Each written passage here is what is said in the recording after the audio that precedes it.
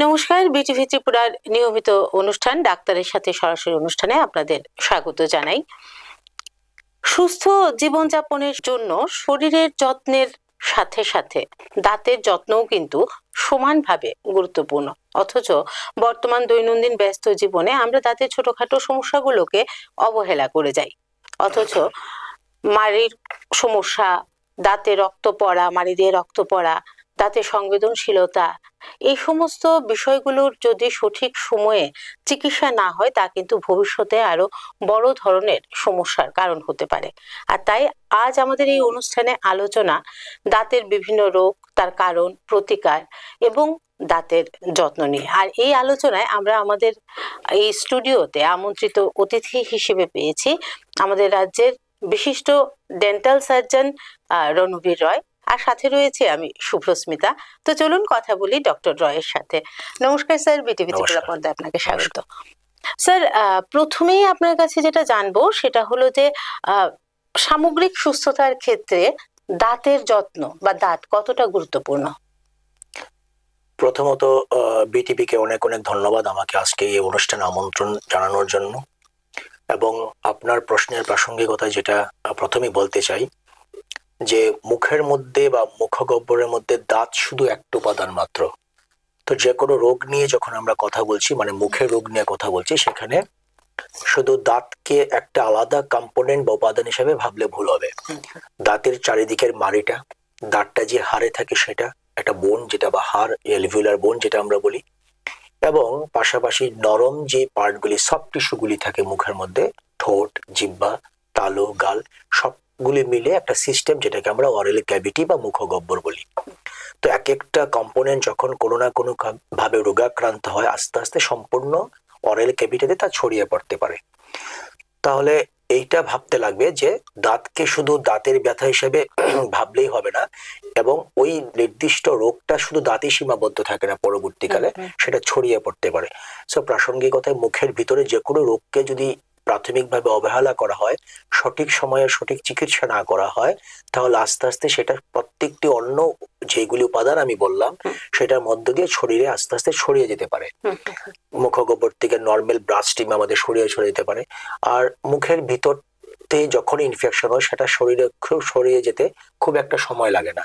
তো সঠিক সময় সঠিক পরিচর্যা অনেক অনেক গুরুত্বপূর্ণ, এবং এই ক্ষেত্রে আমাদের লক্ষ্য রাখতে লাগবে যে প্রিভেন্টিভ অ্যাসপেক্ট যেটা রোগটা হওয়ার পরে চিকিৎসা করার থেকে না হওয়ার জন্য যে যত্নগুলি নিতে লাগে, সে সম্পর্কে সবাইকে ওয়াকিবহাল থাকা খুবই খুবই গুরুত্বপূর্ণ।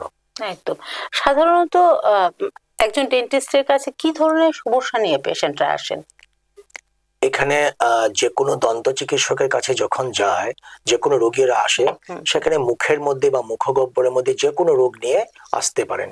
সে দাঁত ব্যথা হোক বা মাড়িতে কোনো ইনফেকশন হোক, মুখের মধ্যে কোনো ঘা বা কোনো ধরনের আলসারেশন হোক, বা বিভিন্ন ধরনের যখন আমাদের মুখের মধ্যে কোনো ইনফেকশনে ছড়ে যায়, আস্তে আস্তে বিভিন্ন রোগটা ছড়িয়ে যাওয়ার পরে যখন মুখটা খুলতে অসুবিধা হয়, বা কোনো কোনো সময় এই ক্ষেত্রে ইনফেকশনটা ছড়িয়ে পড়ে যখন সেকেন্ডারি বা কোনো প্রবলেমটা কানে চলে আসে, কান ব্যথা হয়, তো ওই বিভিন্ন রোগগুলি মুখের মধ্যে যে যে কম্পোনেন্টগুলি আমি বললাম, প্রত্যেকটির মধ্যে কোনো না কোনো অসুবিধা বা ডিফারেন্স যদি ফিল করো, যেটা সুস্থতার পরিপন্থী, মানে নর্মালি যে কোনো অঙ্গ শরীরের যে পারপাস সার্ভ করে, মুখের মধ্যে প্রত্যেকটি উপাদান একই বিভিন্ন পারপাস সার্ভ করে। তো তার থেকে ভিন্নতা মানেই একটা সমস্যা। ব্যথা শুধু প্রবলেম বা সমস্যার একটা উপাদান মাত্র। মনে করুন যে একটা দাঁত যেরকম ভাবে থাকে, তার মধ্যে কোনো ব্যথা নেই, ছোট্ট একটা কালো দাগ থাকলো যেখানে খাবার জিনিস আটকাচ্ছে, সেটাও একটা প্রবলেম। আমরা বসে থাকবো না কবে গর্তটা বড় হওয়ার পর ইনফেকশন হবে, ব্যথা হবে, তখনই ডাক্তারের কথা মনে হবে, সেটা ঠিক না।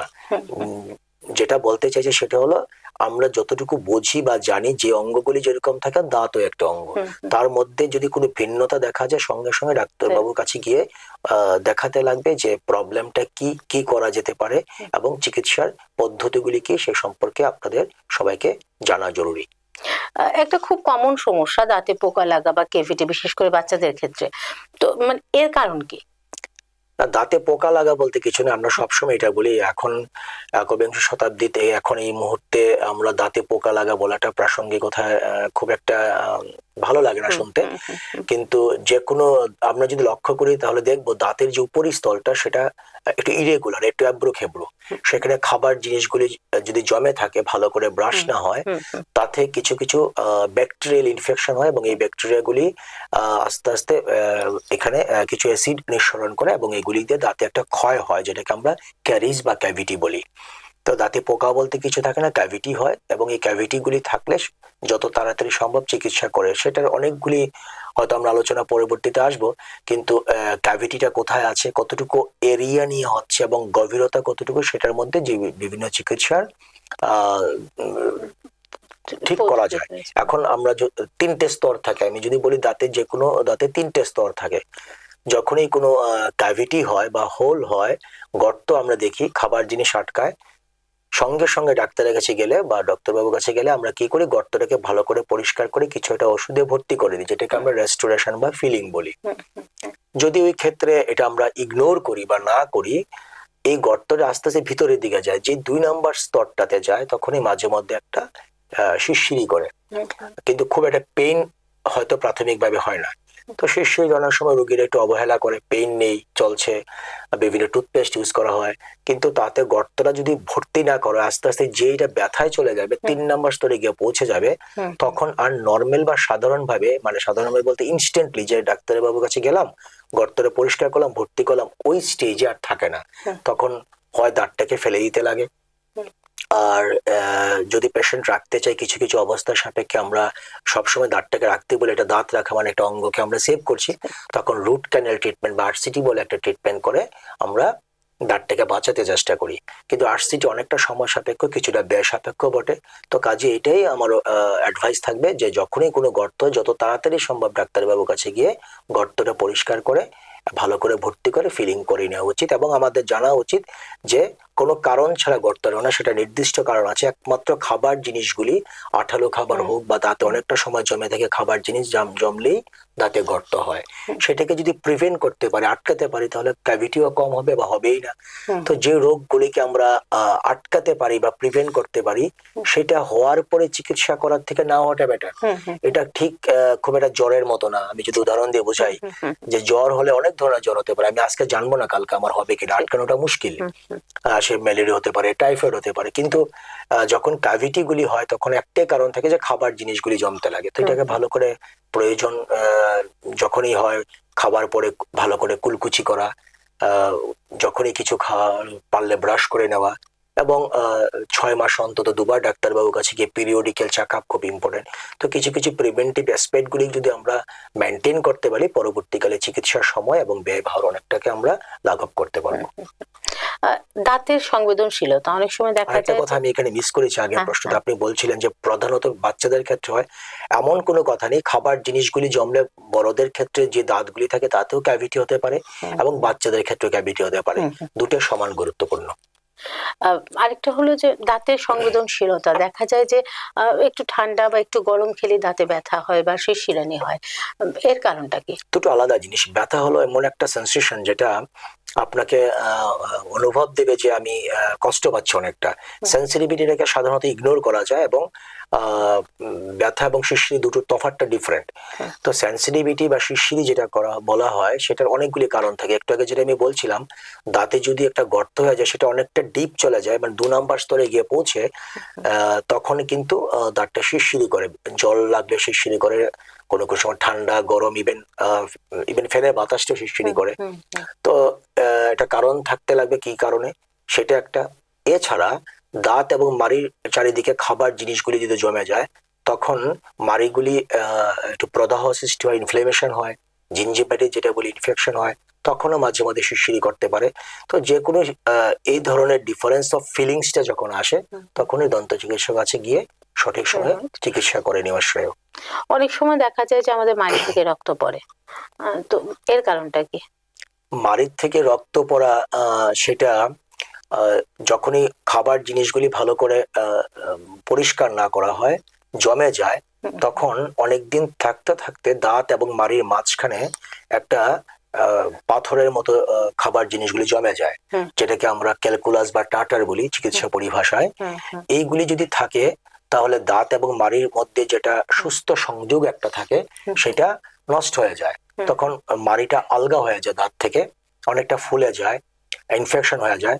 একটা দাঁতে থাকলে দুটো দাঁতে হয়ে যায়, কারণ একই কারণে যদি হয়তো অনেকগুলি দাঁতে এই ধরনের পাথর জমে যায়। তো এগুলি থাকার জন্য, ফরেন বডিটা থাকার জন্য ইনফেকশন ইরিটেশন হতে হতে মাড়িগুলি প্রত্যেকটি ফুলে গেলে তখন মাড়ির একটা প্রদাহর সৃষ্টি, যেটাকে আমরা জিঞ্জিভাইটিস বলি। তখনই ব্রাশ করলে বা একটু শক্ত খাবার খেলে, ইভেন কোন সময় স্পিড করলে মাঝে মধ্যে রক্ত বের হয়, যেটাকে ব্লিডিং গামস বলি। সেই ক্ষেত্রে আমরা বলবো যখনই এরকম আপনি অ্যাক্সিডেন্টাল কারণ ছাড়া সাধারণভাবে ব্রাশ করলে বা কোনো কারণে শক্ত কিছু খাবার খেলে ব্লিডিং হয়, যত শীঘ্র সম্ভব দন্ত চিকিৎসকের কাছে গিয়ে চিকিৎসা নিয়ে নেওয়া উচিত। একদমই স্বাভাবিক অবস্থা থেকে যদি সামান্য কিছু আমরা অন্যরকম দেখি, তখনই আমাদের তাৎক্ষণিক চিকিৎসকের কাছে যাওয়াটা উচিত। সেটা সব ক্ষেত্রে প্রযোজ্য। দাঁতের যত্ন, বাচ্চাদের দাঁতের যত্ন আর বড়দের দাঁতের যত্ন, দুটোর মধ্যে কি কোনো পার্থক্য থাকে? যত্নের পরিভাষা তো একই। যত্ন যদি বড়দের ক্ষেত্রে বড়দের দাঁতগুলি যে পারপাস সার্ভ করে, বাচ্চাদের ক্ষেত্রে সেই একই পারপাস সার্ভ করে। ওদের কাছে ওটা খুব ইম্পর্টেন্ট। অনেকে মনে করে দুধের দাঁত, সেটা যদি পরে যে আবার তো দাঁত আসবেই, এটার খুব একটা যত্নের প্রয়োজন নেই।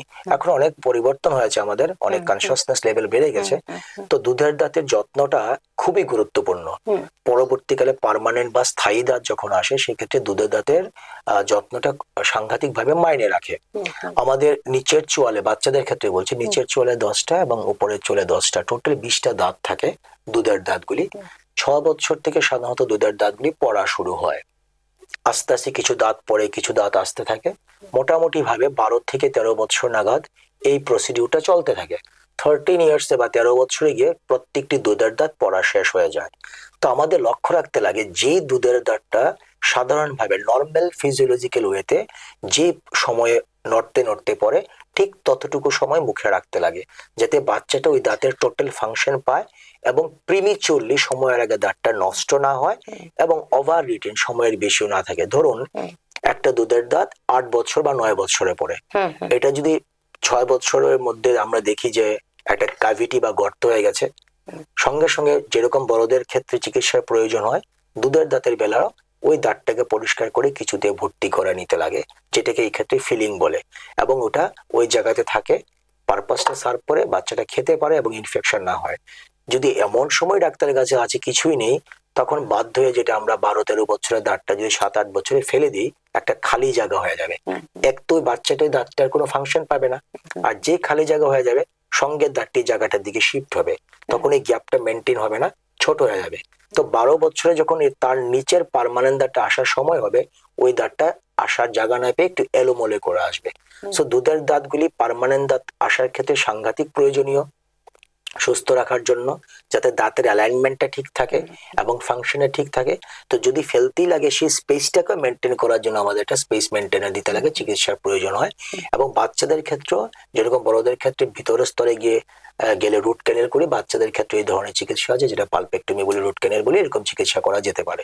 তো যে কোনো ক্ষেত্রে দন্ত চিকিৎসক পরামর্শ থাকা উচিত, নেওয়া উচিত। এবং দুধের দাঁতের প্রয়োজনীয়তা, বাচ্চাদের দাঁতের যত্নটা খুবই গুরুত্বপূর্ণ পার্মানেন্ট বা স্থায়ী দাঁতের জন্য, এবং ওভারঅল হেলথের জন্য। বাচ্চার যে বৃদ্ধি হয়, সেটা শারীরিক হোক ইভেন মানসিক হোক, সেই ক্ষেত্রে খুব ইম্পর্টেন্ট। 8 বছরের বাচ্চার দাঁত উপরেরটা পড়ে যায়, এখন 6 বছর যদি নষ্ট হয়ে ফেলে যায়, যেখানে একটা খালি হবে, তাতে কিন্তু ওদেরও একটা মানানসই একটা যে সম্পর্কের বহিঃপ্রকাশ, সেটাও কোনো একটা বিঘ্নিত হয়। তো ওই ক্ষেত্রে ওই দাঁতটাকে যাতে রাখা যায়, কিছু করে ওর লুকটাকে মেনটেন করা যায় এবং স্পেসটাকে মেনটেন করা যায়, ফাংশনটা পাওয়া যায়, কার্যগত ভাবে ওই দাঁতটা এখানে থাকলে যেভাবে আমাদের পারপাস সার্ভ করে, সেটাও সমান ইম্পর্টেন্ট, গুরুত্বপূর্ণ। দিনে কতবার কিভাবে ব্রাশ করা উচিত, বা কি ধরনের টুথপেস্ট বা টুথব্রাশ আমরা ব্যবহার করব?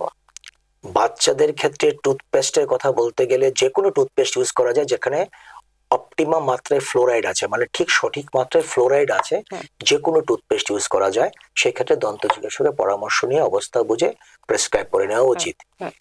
আর বলছেন কতবার ব্রাশ করা যায়? মিনিমাম 2 বার, সকালে ঘুম থেকে উঠে একবার, রাত্রে ঘুমোবো যাওয়ার আগে একবার, দিনে 2 বার খুব ভালো করে দাঁত ব্রাশ করতে লাগবে। আমরা আই ডোন্ট মাইন্ড যে যদি কোনো রোগী বলে যে 2 বারের বেশি আমি 3 বার করি, খাবার পরে করে করুন, কিন্তু অন্তত 2 বার ব্রাশ করতে লাগবে।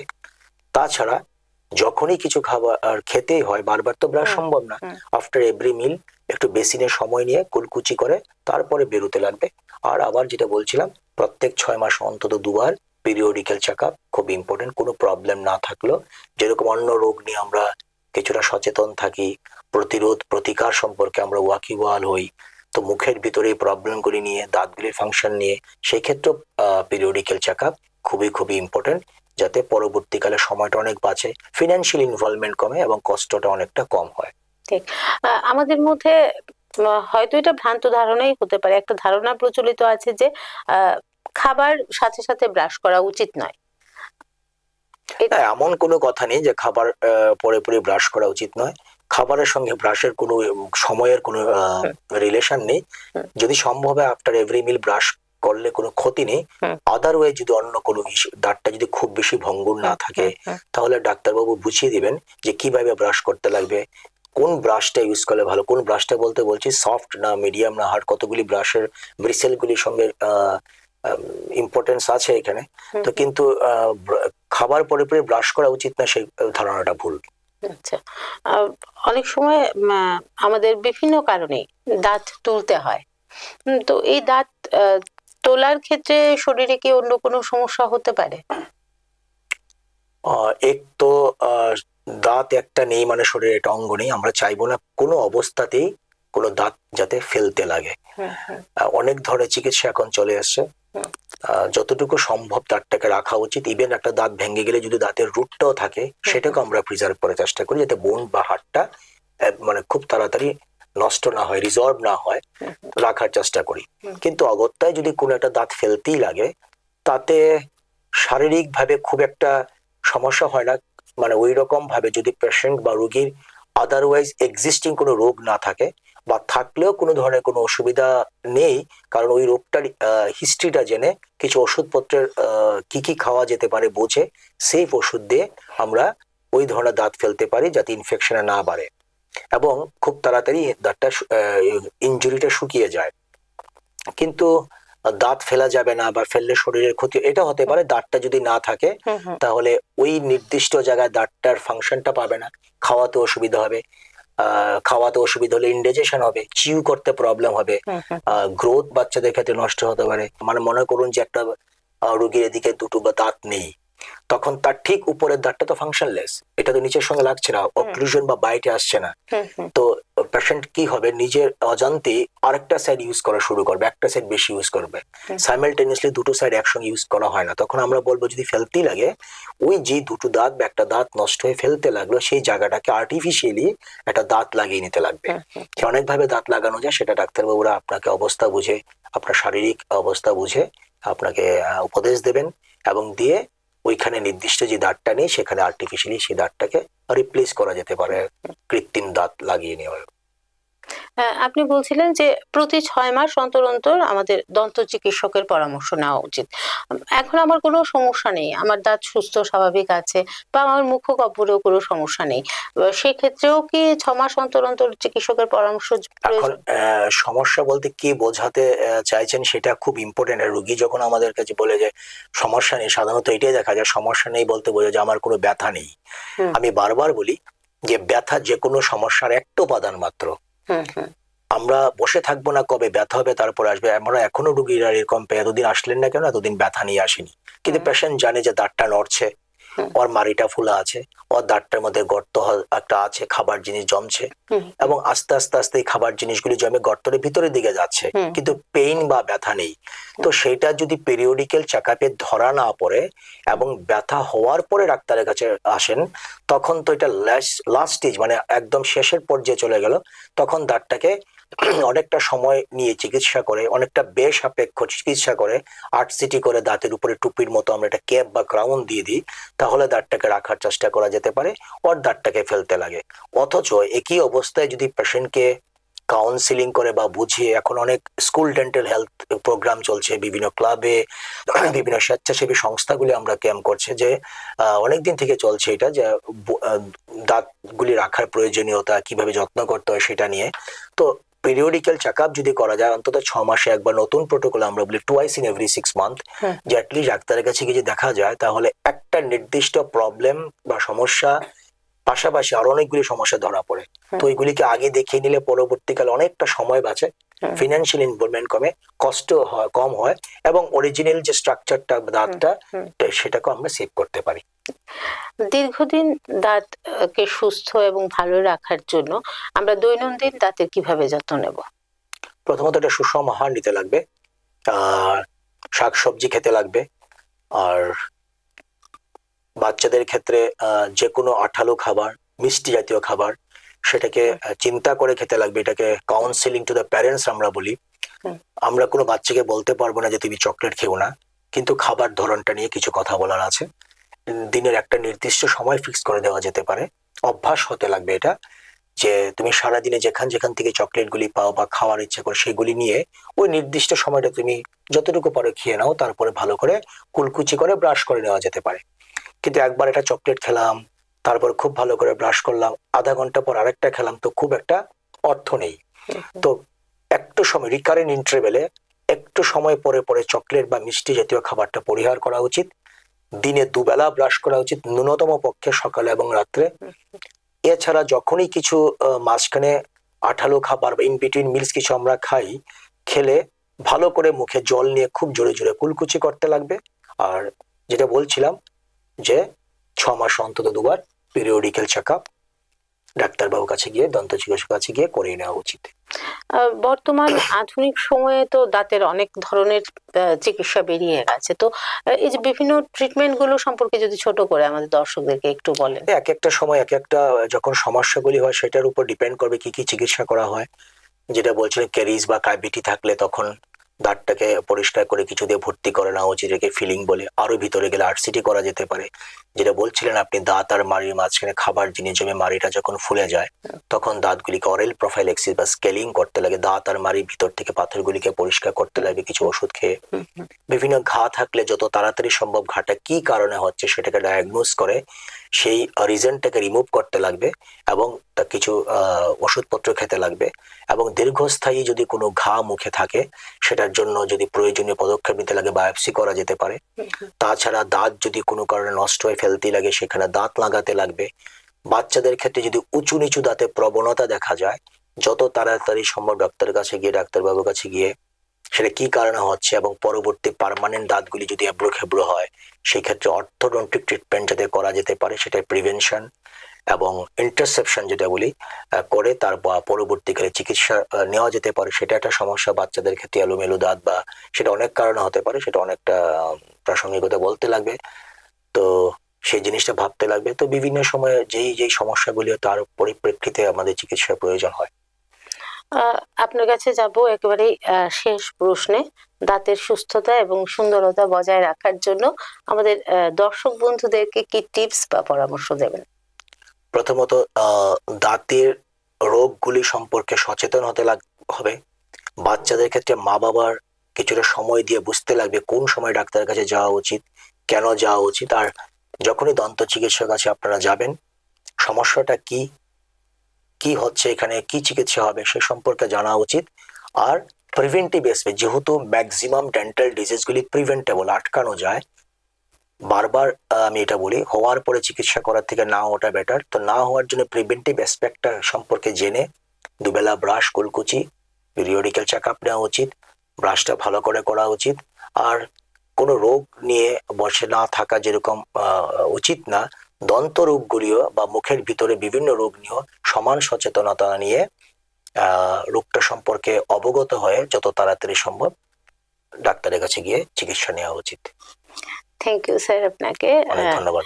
আজকের এই আলোচনা থেকে যে বিষয়টি আমাদের কাছে একেবারেই পরিষ্কার হয়ে গেল যে দাঁতের যত্ন শুধুমাত্র সুন্দর হাসির জন্য নয়, আমাদের সামগ্রিক স্বাস্থ্যের জন্য সমানভাবেই গুরুত্বপূর্ণ।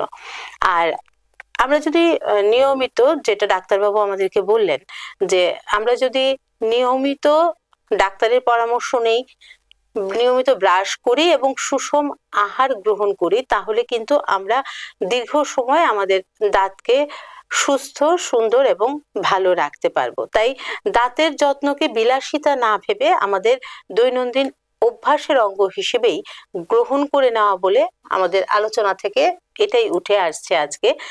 আর আমাদের এই আলোচনা আপনাদের দাঁতের যত্ন বা দাঁত ভালো রাখার, দাঁতের স্বাস্থ্য ভালো রাখার সম্পর্কে যদি একটুও সচেতন করে থাকে, তাহলে সেখানেই আমাদের আজকের এই আলোচনার সার্থকতা। আজকের মতো ডাক্তারের সাথে সরাসরি অনুষ্ঠান এই পর্যন্তই। পরবর্তী পর্বে আবারও নতুন কোনো অতিথির সাথে নতুন কোনো বিষয় নিয়ে আবার আলোচনা হবে। ততক্ষণ পর্যন্ত ভালো থাকবেন, সুস্থ থাকবেন, আর নানা রঙের অনুষ্ঠানের জন্য চোখ রাখবেন বিটিভি ত্রিপুরার পর্দায়। নমস্কার।